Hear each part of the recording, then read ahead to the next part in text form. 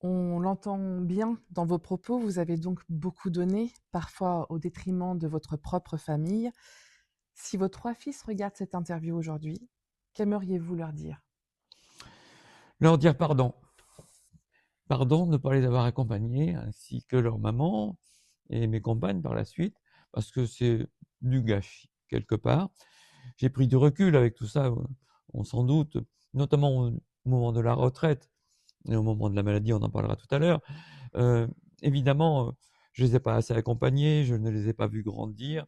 Ils n'ont pas profité suffisamment de leur papa. Il faut dire que moi aussi j'ai subi ça pourtant, mon père, qui était, on l'a dit tout à l'heure, transporteur, mais aussi qui travaillait à fond. Je me souviens qu'il mangeait en une demi-heure, comme moi ce fut le cas pendant de nombreuses années.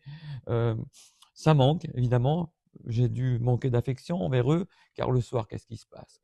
On est fatigué, on est énervé, on réfléchit à tout ce qu'on a à faire. Il n'y a pas non plus que la formation dans une entreprise, tout le monde s'en doute. Ceux qui sont à leur compte, tous les chefs d'entreprise le savent, entre les devis, les réflexions, les plannings, les paperasses, eh bien, on n'est pas bien. Et il y a sûrement que les séparations, pour la plupart, ont été dues à cela.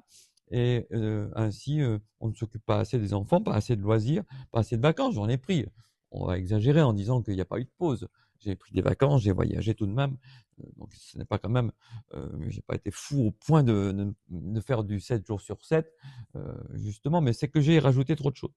Donc, je voudrais faire passer un message surtout à ces chefs d'entreprise qui, sans compter, font toutes ces heures, sans dénigrer les salariés évidemment, qui parfois aussi peuvent déborder avec les heures supplémentaires, mais avec des limites certainement. Ne tombez pas dans ce cercle infernal, adapter l'offre à la demande, j'y reviens là-dessus, puisque c'est justement perdre du temps au niveau du privé, on ne profite pas de la vie.